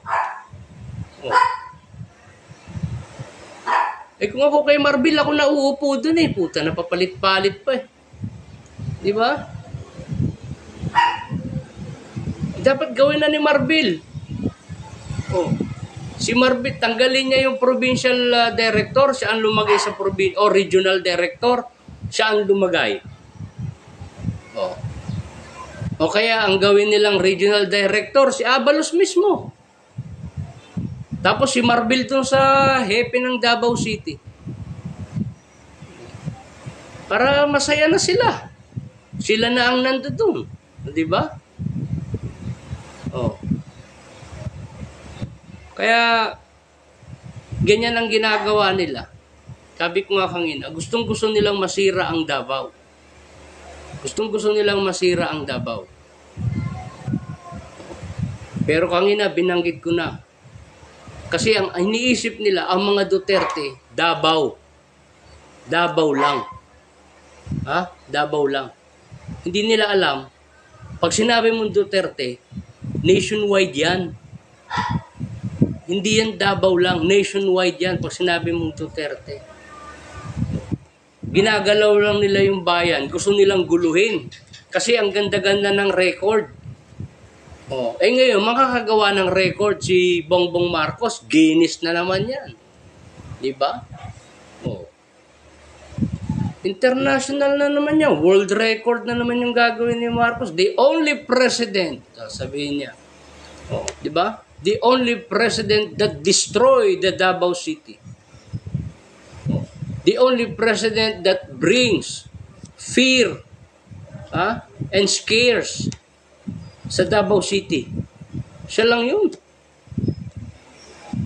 Siya lang ang Pangulo nagdala ng katatakutan. At mga kagimbal-gimbal na pangyayari dyan sa Davao City. Siya lang yun. Siya lang din yung Pangulo na nagdala ng kaguluhan sa Davao City. Siya lang ang Pangulong sumira sa kapayapaan at katahimikan ng Davao City. Record-breaking yan. International yan. International yan. Diba? So, tignan niyo yung ginagawa ng Pangulo na to. Hindi na nila malaman kung paano nila pipigilan ang mga Duterte. Paano mo pipigilan ang mga Duterte? Sabi ko nga kanina, nationwide na yan. Pag sinabi mong Duterte, that is nationwide. It is not just Davao City. No. Sabi ni user dito, 107, 41079, sabi niya, tama bro, natin, nationwide and international ang Duterte. Cagayan Valley, Duterte. Isipin nyo, Region 2 yan. Pero basag na talaga dyan si Bongbong sa Region 2. Marami tayong kadikit. Pati yan si Mamba. Yung pinsang buo ni Governor Mamba, kumpare ko yan, doktor. Ninong ng inaanak ko. Ninong ng anak ko na panganay. Si Dr. Mamba. At yan, pinsan niya yan si Governor. So wala na sa yan. Dati, ang Cagayan, solid yan, North yan . Bahagi yan ng solid North. Si Enrile, taga dyan. Taga Gonzaga, Cagayan yan, si Juan Ponce Enrile. Taga Gonzaga, Cagayan. Pero ngayon wala na kay Bongbong yan. Dahil nagkabanggaan na nga sila dyan. Dahil ang gusto ni Bongbong, mapatay itong mga Cagayano. Kaya nagalit ang mga Cagayano kay Bongbong. Dahil isinusubo ni Bongbong ang buhay ng mga Cagayano sa gera sa China. Para lang mapagtanggol ang Taiwan at ang Amerika. Alam ng mga Cagayano yan. Kaya bumitaw na yung mga yan kay Marcos. Wala na yan. Kaya wala na pong solid North. Wala nang solid North. Sabi ni Lady Ann, basahin naman natin to. Kaya po pala madaming Chinese. Ngayon mo lang nalaman? Ngayon mo lang nalaman na madaming Chinese? Ba, kailan ka ba pinanganak? Sana nagtanong ka sa nanay mo, tsaka sa tatay mo. Nakakaano ka, ngayon mo lang nalaman na kung kailan ka nagkaedad, tsaka mo pa nalaman na marami palang Chinese dito sa Pilipinas. Diba? Kaya, yan ang mangyayari. Hindi na nila mapipigilan ang taong bayan. Hindi na nila mapipigilan yan. Kaya praning na sila. Ha? Sinasabayan pa nila ng todo gastos. Garbo. Santissima, 20 million pesos pagkain pa lang. Nung mabuking, kumambyo kagad si Velasco. Yung unang interview, magkano po ang inilaan ng gobyerno para sa pagkain sa SONA? Sagot kagad si Velasco, naglaan ng Pangulo ng 20 million pesos para sa pagkain. Nung binatikos, biglang nilinaw po ni Velasco na yung 20 million pesos ay hindi lang para sa pagkain. Biglang dumami na. Wala na, nadulas na siya. Ano pang ikakambyo mo nun? Umipit na yung cambio mo, tsaka kapag gagalaw ng kung ano-anong mga dahilan. Wala, palusot.com na yung pinagsasasabi. Uniforme, pati yung sa uniforme. Sipin mo, isang empleyado, 3 uniform. Galing naman. Para lang sa SONA yun, ha? Iba yung isusuot sa umaga, iba yung isusuot sa tanghali, iba yung isusuot sa gabi. Ang galing naman, ano? 3 klase ng uniform, bawat empleyado. Ilan ang empleyado dyan? Kung 1,000 yan, 1,000 times 3. 3,000 na uniform. Magkano isa? Yung 250, magiging ano yan? 750. Siyempre, kasama na yung kickback. Hindi gano'n nga naman kalaki yun. Yung mga halaman na dyan lang kukunin sa backyard ng Kongreso. Pero sa resibo, in-order pa sa Shopee. O kaya sa TikTok. O baka sa Lazada in-order. Diba? Sabi ni Garfield, yes, 3 uniform, 3 times a day. Yes, 3 uniform po, yan ang sinabi. 3 uniform. Isang empleyado. Sa isang araw lang na event. Diba? Ito, may tanga rito. Sabi ni Ami. Ami Almodovar. Alvarado siguro to. Hindi, Almodovar. Inggit ka. Kita mo katanga. Diba? Talagang pag LBM ang hina ng ulo. Kita mo tong babae na to katanga. Sasagot, inggit ka. Diba, tanga? Buti kung pera niya lang yung ibabayad doon. Pati pera ng DDS kadamay doon eh. Kundi ka ba naman bobo? Babae ka pa naman. Karamihan ng babae, alam ko, mas marurunong eh. Pero itong babae na to, nagpakatanga, inggit ka. Sabi na, ba't ka maiinggit? Ito pinupuna natin, hindi naman yung klase, kundi yung gastos. Diba? Pakatanga naman ito. Diba? Dapat mag-short at sando na lang sila para walang gastos. Hindi, mas maganda nga dapat hindi na sila bili-bili ng uniforme. Kung ano yung suot-suot nila dyan, yan na lang. Ang Amerika hindi nagkaganyan. Amerika yung mas mayaman sa atin. Pag meron silang State of the Union, kung ano yung uniform nila, nung nakarang State of the Union, yun din ang susuot nilang State of the Union. Sa susunod, yung next na presidential address. Baka po hindi yan nagbabayad ng tax. Siguro nga. No? Yung babae na yun? Alma ba pangalan no? Siguro nga. Baka kasamahan ni Bongbong yan, tax evader. No? Isipin nyo? Yung mga pinaggagawa nila na yan, babalik at babalik sa kanila yan. Babalik at babalik sa kanila yan. At yan ang malaking pagsisisi na mangyayari sa buhay nila. No? Ganyan. Tandaan nila, sinabi na sa kanila. Huwag mong hintayin, Bongbong Marcos.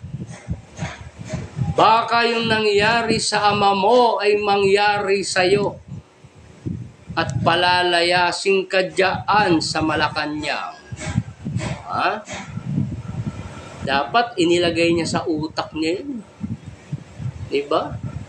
Dapat inilagay niya sa utak niya yung salita ni FPRRD na yan. O, diba? So kaya nga, yan ngayon, nagiging praning na sila dahil hindi sila nakikinig sa tao. Mas nakikinig sila sa mga hayop na nakapaligid sa kanila. Ngayon, kakahol at kakahol na lang yung mga aso na nakapaligid sa kanya. Tunaw nga utak na lusaw sa pulburon, sabi ni Pisces 27, no, di ba? Mangyayari talaga yan, Lords. Yeah, things will happen at the right time. Sinabi ko na po yan. No? Tayo hindi tayo bumabanggit ng eksaktong kaganapan. Pero nagbibigay tayo ng mga obserbasyon at opinion sa mga posibleng magaganap. Nakakailan na tayo. Hindi pa tayo sumablay. Simula nung inumpisahan kong sabihin sa inyo yan, nagkasunod-sunod yung mga pangyayari na yan. Hindi po tayo pa sumasablay dyan. Hawa naman ng Diyos. No? Kaya nga yung ating mga ka-DDS na a-attend sa July 20, binibigyan natin ng paalala. Na paghandaan. Dahil baka hindi lang maging isang araw yung event na yan. Yung people zona na yan, baka hindi maging isang araw at baka tumagal. No? Malay natin, baka umabot yan sa araw ng zona. Pagka umabot yan sa araw ng zona, diyan makikita natin kung paano mag-rattle ang mga buwaya sa Kongreso. Makikita po natin yan. Lalo pa, halos lahat ng kinumbida ni Marcos na mga kilalang naging leader ng bansa ay tumanggi na sa kanya. Sipin nyo, wala na siyang makuhang suporta. No. Gusto niyang magpakita ng pakikipag-unite. Gusto niyang ipakita na siya ang magbibigay ng unity. Kinumbida niya si Leni Robredo. Tinanggihan siya. Kinumbida niya si Jeju Marbinay. Tinanggihan siya. Kinumbida niya si Noli de Castro. Tinanggihan din siya.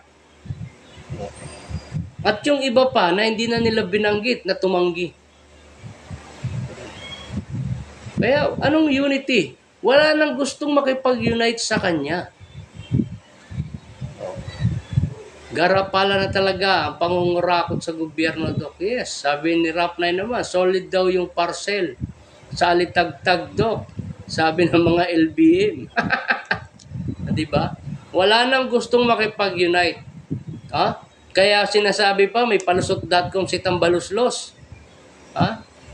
Na kaya daw kailangan ipakita daw sa tao na nagkakaisa sila. Ba't kailangan mo makipagplastikan? Ipapakita mo lang sa tao na kunwari nagkakaisa kayo. Ano yun? Pelikula uli. Di ba? Sa FBI, sabi ko nga kinumbida nila sa FBR sa kabilang buhay pati si Pinoy, kinumbida nila, nasa kabilang buhay, tumanggi pa Sipin nyo na yun. Kaluluwa na lang, tumanggi pa. Tinanggihan pa rin si Bongbong Marcos. Diba? Anong klaseng pamahalaan itong kay Bongbong na to? Putres na yan. Espiritu na nga lang ni FBR, tumanggi pa pati si Pinoy, tumanggi. Tarakla na yan. Wala nang gustong makipag-ano sa kanya, no? Kuya J, magandang hapon din sa'yo, no? Welcome to Viewpoint. Wala nang gustong makipag-unite. kay Marcos, no? Ma'am Linda Lerio, yes, good afternoon po sa inyo. No, welcome po sa Viewpoint, ano po, no? Akala nila, nauton nila mga Pinoy Lods. Kaya nga, wala na po yan. Ako, di ba, lagi ko sinasabi, naiinip na ako dyan. Thank you, Ma'am Linda. Naiinip na ako dyan sa July 19 na yan. July 19, ilang ulit kong binabanggit sa live ko yan. Naiinip ako. Kasi sinabi ko na nga, merong malaking event na magyayari after July 19. Ngayon, ito, napaaga na yung announcement nila. Ayan na, yung malaking event. People's Zona. Di may nangyari na dun sa ating sinabi. Di ba? Zona daw. The state of the no achievements. O nga naman. Tama ka, Kuya J, state of no achievements. Zona nga naman, ano? Di ba? 3 Aquino sa kabila, ano yun? Sa kabilang buhay, tumanggi din po. Yes! Dumalaw lang si Bimbim, tsaka si Josh. Kay Lisa Araneta, dahil tsahin, apo pala niya yan. No? Tsahin pala ni Noynoy, tsaka nila Chris Aquino, yan si Lisa Araneta Marcos. O isipin mo kung paano nilalaro ng mga Aquino, Cojuangco at Marcos ang Pilipinas o pati ng Araneta, Rojas. Kunwari nag-aaway-away sila sa politika, yung pala sila lang din pala yan. Ganyan nila, kaya galit na galit sila sa mga Duterte dahil si Duterte lang ang naiiba. Duterte lang ang naiiba. Si Duterte, ang mga Duterte lang ang walang kinalaman at walang relasyon sa Marcos, Araneta, Rojas, Aquino, Cojuangco, Sumulong. O yan yung pamilya nilang buo. Romualdez pa, sama na natin. Thank you sa Dalawang Heart for following my live. Thank you so much. Welcome to Viewpoint po. Inutusan ni Chris dahil may hihingin si Chris na pabor. Garfield, thank you again. Kaya sinabi nga ni Chris Aquino yon, nabasa ko rin yan. No? Dumalaw lang daw. Pero disregarded. No? Actually, dalawang epekto ng pagdalaw ng dalawang anak ni Chris Aquino na yon. Dalawa. Isang mabuti, isang masama. Ang mabuti, nalaman natin na magkakamag-anak pala sila. Ang masama, wala na silang kapag-apag-asa. Binigyan na nila ng katapusan yung kanilang political career. Kasi maliwanag na ang bansa natin ay pinamumunuan ng iisang pamilya na sinasabi ng iba na ang mga Duterte ay sakim sa kapangyarihan. Ngayon, maliwanag kung sino ang sakim sa kapangyarihan. Pinaiikot tayo ng Marcos, Romualdez, Araneta, Rojas, Aquino, Cojuangco, Sumulong. So, sino ngayon ang sakim sa kapangyarihan? Sila lang ang nandiyan dyan. At wala tayong kamalay-malay niyan nung araw. Hanggang dumating ang revelasyon ngayon. Kaya maganda yung ginawa ni Chris. Sabi ko nga, dalawang bagay. Yung naging resulta nung ginawa ni Chris na yan. Isang masama at isang mabuti. Diba? Nalaman natin na magkakamag-anak pala sila, di talagang tayo pinagpapasapasahan lang. Ang ating gobyerno pinagpapasapasahan lang. Na ang kaban ng bayan, sila rin, sa kanila lang din napupunta ang kaban ng bayan. Sila din, parang partido hati-hati. Thank you, Sir Mayor, no? Thank you for sharing my live. Good afternoon to you and welcome to Viewpoint. So maliwanag yung ginagawa nila na yan. So at least binigyan tayo ng ng kaliwanagan sa ganyan. Okay? Ma'am Gina, good afternoon to you. Thank you for dropping by. Ano po? Di ba? Maganda yung ginawa ni Chris Aquino na yun. Oh? Ginawa niyang malinaw, revelation po yun yung ginawa ni Chris Aquino na yun. Na dumalaw yung dalawang anak niya, revelation yun. Di ba? Nalaman natin na magkamag-anak pala talaga yan. Pero ang alam ko lang po kasi, naikwento ko na sa inyo yan, no? Na si Lisa Araneta at yung kanyang ina, yung kanyang ina ay naging katulong ng mga kahuwang ko sa Hacienda Luisita.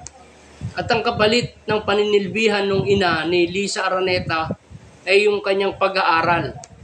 Mula elementary, high school, hanggang sa makatapos siya ng abogasya. Yun ang kapalit. Pero hindi ko alam na yan pala kamag-anak nila. Kaya pala dun siya nanilbihan. Kamag-anak pala ng mga kuhuwang ko yan. Kasi yung pinapakita sa atin ni Mar Rojas, galit na galit siya sa Marcos. Ang Araneta wala kasi inasawa na nga si Irene, di ba? Ang asawa ni Irene ay pinsang buo ni Lisa Araneta. Na ngayon si Lisa inasawa naman din ni Bongbong. So dalawang Araneta yung asawa niya nasa, kaya matindi ang kapitan, yung family ties ng Araneta, Rojas at Marcos, tsaka Romualdez. Matindi ang family ties, kaya sila lang pala nandiyan dyan sa politika. Ay ngayon, nalaman na po natin yan, mga ka-DDS. No? We have to find ways to put an end doon sa kanilang political career. Sinasabing dynasty, bawal ang dynasty, bawal ang dynasty. Kanginong dynasty ngayon yung lumalabas na yan? Sinasabi nilang sakim ang mga Duterte sa kapangyarihan. Sinasabi nilang political dynasty itong mga Duterte na to. Ngayon maliwanag, kanginong political dynasty ito? Dynasty ng mga Cojuangco, Aquino, Araneta, Rojas, Sumulong. Yung mga kanilang ginagawa na yan, Romualdez. Yun, ang dynasty. Sila lang ang nandiyan dyan Ito mo, pinaglalaroan nito mga maliliit na Daan lang ako, sir, sa sir. Because I still have a class. Yes, okay lang po, madam. No? Thank you po. Thanks so much. Thanks so much. In regards dyan sa mga estudyante mo po. No? So, maliwanag yung ginagawa nila na yan. No? Nasa mahabang panahon, no? Wala tayong kamalay-malay, ganito pala ang takbo ng politika sa atin. Iilang pamilya lang pala yan. Ako, ang alam ko kasi, yung may hawak ng ekonomiya ng Pilipinas, iilang pamilya lang. Nasa 5 pamilya lang ho ang may hawak ng ekonomiya ng Pilipinas. No? Ito yung mga elitista, ito yung mga oligarko na tinatawag natin. 5 pamilya lang po yan. 5 klase lang yan. Yung pala, pati yung politika natin, ganun din. No? Ilang pamilya lang din pala ang may hawak ng politika natin. At itong mga politiko na ito yung mga close dito sa mga oligarchs. Kaya pala ganito ang kinalalagyan ng ating ekonomiya at ang ating buhay. No? Napakabagal ng ating pag-usad, napakabagal ng ating pag-unlad. At nung maupo si Duterte, doon lang nagkaroon dahil meron ng kalaban yung mga oligarko. Kaya lang, limitado yung naging term ni Tatay Digong.